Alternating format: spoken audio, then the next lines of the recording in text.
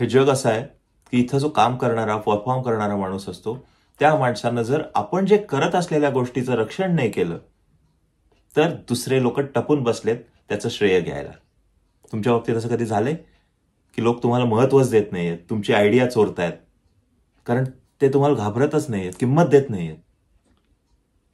हे होतात गोष्टी जो साधा भोळा असतो त्याच्या बाबतीत.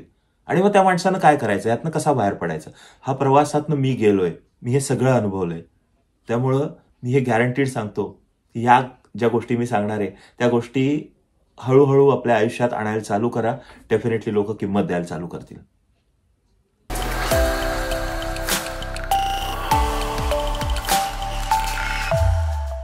मी पुण्यात आलो, नवीन नवीन होतो, खूप गोष्टी नवीन होत्या माझ्यासाठी. ऍडव्हर्टायझिंग नवीन होतं, म्हणजे मी ऍडव्हर्टायझिंगमध्ये ऑलरेडी होतो, पण कोल्हापुरातलं ऍडव्हर्टायझिंग विश्व खूप छोटं होतं. पुण्यात सगळंच मोठं. आणि मी अशा एजन्सीमध्ये काम करत होतो जिथं आम्हाला सगळ्या गोष्टी मिळत होत्या. टेलिव्हिजन ऍड्स कशा बनतात ते कळलं. म्हणजे पूर्वी मला हे माहितीच नव्हतं. एजन्सीचा स्वतःचा स्टुडिओ होता रेकॉर्डिंगचा, जो मी आयुष्यात पहिल्यांदा स्टुडिओ बघितला. कशा पद्धतीनं काम चालतं, गायक येतो. आणि माझं भाग्य एवढं की पंडितजींना पाहायला मी तिथं पंडित भीमसेन जोशींना भेटू शकलो, तिथं त्यांना नमस्कार करू शकलो. आणि हे अगदी सुरुवातीच्या काही दिवसात. त्यामुळे मी खूप भारावून गेलो होतो. आणि अशा नवीन नवीन आयडियाज येत होत्या, असं सगळं येत होतं. कारण मला जॉईन झाल्यानंतर कळलं की जवळजवळ 50 जणांनी अप्लाय केला होता आणि त्यातनं माझं सिलेक्शन झालं होतं. त्यामुळे भारी वाटत होतं, आपण आता अशा आयडियाज असं तोडू आपण हे तिथलं सगळं ऍडव्हर्टायझिंग विश्व. पहिला धक्का बसला साधारण 15-20 दिवसांनीच. मी एक इथल्या क्लायंटसाठी काहीतरी जिंगल लिहिली होती आणि माझी जी सिनियर कॉपीरायटर होती तिला खूपच आवडली. ती मला म्हणली, खूप मस्त झाली अमोल, ही झाली ना मजा येईल, खूप मस्त झाली. She was a genuinely good person. त्यामुळे तिनं पण अप्रिशिएट केलं. अजून एक माझा कॉपीरायटर होता सिनियर, जो ज्याला मराठी कळायचं नाही, पण तिनं त्याला समजावून सांगितलं की कसं आहे. सगळ्यांना आवडलं हे सगळं. आमच्या क्लायंट सर्व्हिसिंग एक्झिक्युटिव्हला पण आवडलं. मधल्या काळात आमच्या स्टुडिओमध्ये जो काम करत होता त्याचं त्या क्लायंटशी घट्ट होतं.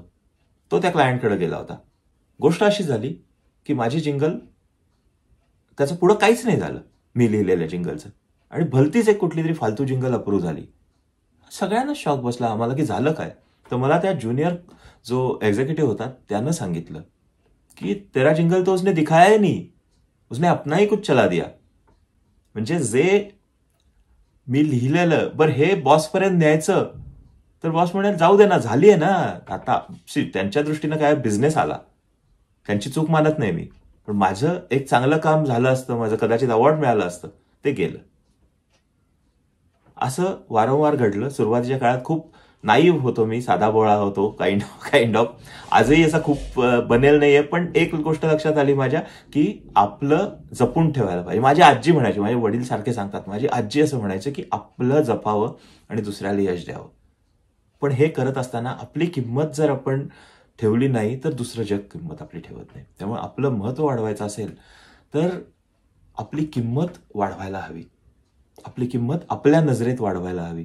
जे आपल्याला महत्व देत नाहीत, आपल्याला वाटतं की ह्यांनी आपल्याला विचारावं, आपल्याला चांगलं म्हणावं. मी नवीन नवीन असताना मला असं वाटायचं की सगळ्यांनी मला भारी म्हणावं. नाही ना, प्रत्येक जण नाही बसला इथं आपल्याला भारी म्हणायला.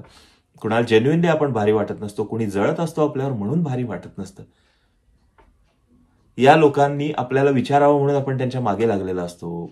कधी रिलेशनमध्ये असं होतं की बॉयफ्रेंडला न आपल्याला, किंवा बॉयफ्रेंड व्हायच्या आधी त्या मुलानं आपल्याकडे लक्ष द्यावं म्हणून मुलगी प्रयत्न करत असते, मुलीनं लक्ष द्यावं म्हणून मुलगा प्रयत्न करत असतो. मग ते भाव खातात. या लोकांनी एक गोष्ट लक्षात ठेवायला पाहिजे, आपल्याला रिलेशन हवंय ना, हे आपल्याला ती व्यक्ती पाहिजे आहे ना, थोडं डिस्टन्स ठेवायला चालू करायचं. डिस्टन्सनी काम होतं. आपलं महत्व थोडं थोडं वाढवायला चालू करायचं. प्रत्येक गोष्ट अशा पद्धतीने शेअर करायची गरज नाही की आपण त्यांच्याबरोबरच शेअर करतो. कारण आपण आहोत.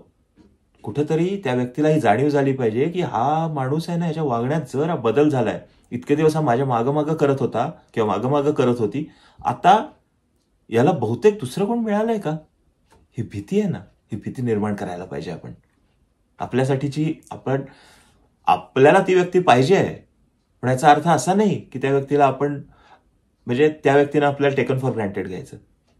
त्यालाही आपली किंमत कळायला पाहिजे. त्याच्यासाठी थोडी भीती निर्माण करायची की आपण जर निघून गेलो तर काय होऊ शकतं.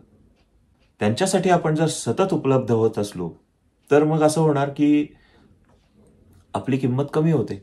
नकळत कमी होते. कदाचित ती व्यक्ती ठरवतही नसेल तशी, पण फोन करते, अरे पिक्चरला येतो, चल जाऊया पिक्चरला. हा चला, निघालो. अरे पिक्चरला जायचा कंटाळा आलाय, त्यापेक्षा आपण आता रेस्टॉरंटला जाऊया का? हा चल, काय प्रॉब्लेम नाही, आपण रेस्टॉरंटला गेलो.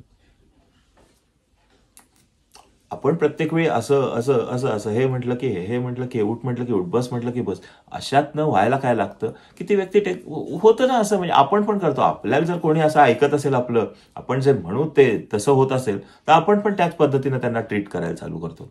सेम गोष्ट आपल्यापर्यंत होते. मग हे टाळण्यासाठी आपल्याला थोडे बदल करावे लागतील आपल्यामध्ये. आपल्याला आपलं मत सांगावं लागेल कुठेतरी, नाही नाही आता नाही करायचंय मला हे, त्यापेक्षा आपण आता हे करूया. थोडं वाईट वाटेल, पण हे कळेल की आपल्यालाही मत आहे. आपण जर सारखं उपलब्ध राहायला लागलो त्यांच्यासाठी, तर त्यांना वाटेल की हा माझ्यासाठी आहेच अवेलेबल. थोडं डिस्टन्स ठेवायला, थोडी उपलब्धता आपली रिझर्व ठेवायला पाहिजे की हा अरे आलो असतो पिक्चरला, आता ऍक्च्युली आहे ना मला ही असाइनमेंट पूर्ण करून द्यायची, किंवा आज मला यायचं नाहीये. इतकं स्पष्ट, चांगल्या शब्दात स्पष्ट बोलता येतं. मागे एक ना माझ्या मित्राची मुलगी सांगत होती की एक कोणीतरी डीजे आहे की तो डीजेचा चेहराच कोणी बघितला नाही, आणि त्या डीजेचं वैशिष्ट्यच हे आहे की त्याचा चेहरा बघितला नाहीये, म्हणून लोक त्याच्या कार्यक्रमाला गर्दी करतात आणि तिथेही तो आपला चेहरा दाखवत नाही. तो he is keeping a mystery around him, त्यामुळे त्याची डिमांड वाढते. म्हटलं ही आयडिया चांगली आहे की आपण प्रत्येक गोष्ट आपल्याविषयीची फार बाहेर सांगत नाही राहिलो.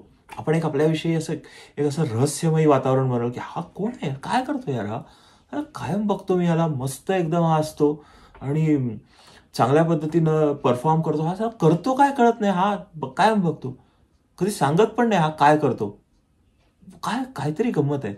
हे जे गौड बंगाल आपल्याविषयीचं असतं ना, वाटतं रहस्य, यातून एक थोडं थोडं आपलं महत्व वाढायला चालू होतं. हळूहळू हे मेंटेन करायला चालू करायचं. प्रत्येक गोष्ट शेअर नाही करायची, प्रत्येक गोष्ट अशी सांगायची नाही मोकळेपणानं. झाल्यावर कळती जगाला. प्रयत्न करत असेल तर ते थोडे लपवून ठेवायचे, थोडं चतुर वागायला पाहिजे, लबाड व्हायला पाहिजे. आपण आपले प्लॅन्स सांगितले किंवा आपल्याला रिव्हील केलं सगळंच, तर होतं काय की ते प्लॅन्स, मग अरे हे असं नको करू, असं कर.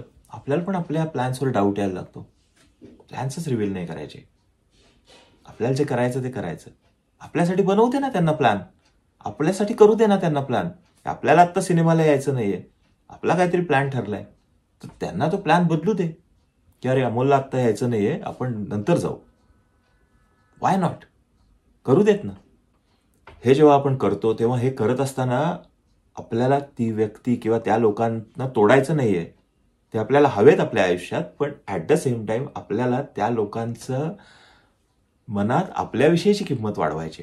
त्यामुळे हे जर अति ताणत बसलो आपण तर हे तुटायची शक्यता असते. त्यामुळे ताणायचं नाही, पण एक मॉडरेट हा शब्द आहे इंग्लिशमध्ये, की मॉडरेट प्रमाणात करायचं, ही गोष्ट मॉडरेटली करायची, की जिथं आपली किंमत पण राहील, आपलं नातं पण टिकून राहील त्या व्यक्तीशी. नातं म्हणजे प्रत्येक वेळी रोमॅन्टिक रिलेशनशिप किंवा नवरा बायकोचं नातं नाही, कुठलंही नातं असेल, मैत्रीचं नातं असेल, पार्टनरशिप असेल, एम्प्लॉई बॉस रिलेशनशिप असेल, कोलिग्ज असतील, टेकन फॉर ग्रँटेड कुणीच घेता कामा नये. त्यामुळे एक आपलं सतत महत्व राहील अशा पद्धतीनं वागायला पाहिजे. आणि महत्व राहण्यासाठी खूप ॲरोगंटली वागायची गरज नसते, उर्मटपणे हा मी आहे असा, करायचं तर करा, नाही तर राजीनामा घेऊन फिरतो खिशात, ते म्हणतील ते राजीनामा जा, वो नाही करणे का. एक व्यवस्थित प्लॅनिंग करून करायचं. आणि हे सगळं करत असतो आपण, तेव्हा काय करायचं, तर हे आपण हे शेवटी का करतो, नातं वाचवायला करतो, पण त्यामुळं ऍट द सेम टाइम आपल्याला आपली ग्रोथ पण पाहिजे असते ना. त्यामुळे आपण जर आपल्या मनात आपली इमेज चांगली नसेल तर जगाच्या मनात आपली इमेज चांगली नसते. सगळ्यात पहिलं आपल्या मनाला हे सांगायला हवं की मी भारी आहे, मी लय भारी आहे, माझे चाललंय ना ते मी करतोय, हे गोष्ट भारीच करतो, मला माझ्या मनात महत्व आहे, मी स्वतःला प्राधान्य देतो, मी स्वतःला प्रायोरिटी देतो. त्यामुळं जग मला प्रायोरिटी द्यायला हळूहळू लागेल. आपला आनंद हा जर दुसऱ्यावर अवलंबून असेल, कोणीतरी आलं म्हणून मला आनंद झाला, कोणीतरी नाही आलं म्हणून मला दुःख झालं, त्यापेक्षा माझा आनंद माझ्यावर अवलंबून ठेवायला पाहिजे. कारण तो जर केला आपण, तर ऑटोमॅटिकली आपल्याला कुणावर अवलंबून आपलं राहणं कमी होईल. मग त्यांच्या मागं लागणं कमी होईल. त्यांच्या मागं लागणं कमी झालं की त्या व्यक्तीलाही लक्षात येईल की हा माणूस आपल्यावर अवलंबून नाहीये. याचाच अर्थ आपण 100% याला जे असं हडतहुडत करतोय तसं करून चालणार नाही, कारण शेवटी त्या व्यक्तीलाही आपल्याबरोबर असण्यात आनंद वाटत असतो. फक्त त्यांना ते जाणवलेलं नसतं की एकतर्फी आहे सगळं. तर ते दुतर्फा झालं तर अजून मजा येते त्या सगळ्या.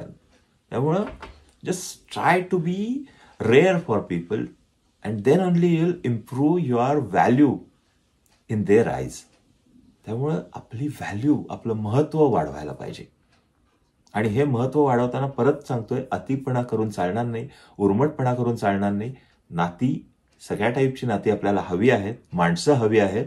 फक्त त्या माणसांच्या मनात आपल्याविषयीचे भाव हे अशा पद्धतीनं हवेत की आपल्याला त्यांच्याकडूनही तेवढंच महत्त्व दिलं गेलं पाहिजे, त्यांच्याकडूनही आपला तेवढाच रिस्पेक्ट ठेवला गेला पाहिजे, आदर मिळायला हवा जेवढा आपण त्यांना आदर देतो. हे गिव्ह अँड टेक असतं, हे म्युच्युअल असतं. त्यामुळं हे गोष्ट करायची. कारण एकच्या एक झालं ना ते ओढत नाही. तर मग ते नातं पण तसंच राहतं की एक जण आपला निघाला असा असा ओढत आणि दुसरा त्याला ओढतोय. उसमें मजा नाही बॉस, दोनों तरफ से होना चाहिए, तभी मजा आता है. विचार करा या सगळ्याचा, या सवयी अंगीकारायचा प्रयत्न करा. आय एम शुअर तुम्हाला एक कालांतरानं तुम्हाला ज्या व्यक्ती तुम्हाला वाटते की हे आपल्याला किंमत देत नाहीये, हे आपलं महत्त्व नाही आहे यांच्या मनात, डेफिनेटली त्यांच्या मनात तुमचं महत्त्व यायला चालू होईल. मी मागे एक जो व्हिडिओ केला होता त्या व्हिडिओमध्ये असं होतं की स्पष्ट बोलणं गरजेचं आहे. प्रॉब्लेम काय होतो, लोकांनी त्याचा चुकीचा अर्थ घ्यायला चालू केली. स्पष्ट बोलणं गरजेचं आहे म्हणजे डायरेक्ट ताडकी फाड, एक घाव दोन तुकडे. डोकं वापरून केलं ना शांतपणे, व्यवस्थित होतात गोष्टी. जस्ट असा विचार करून करा की आपल्याला नातं टिकवायचं आहे आणि म्हणून आपण हे सगळं करतोय. मजा येईल.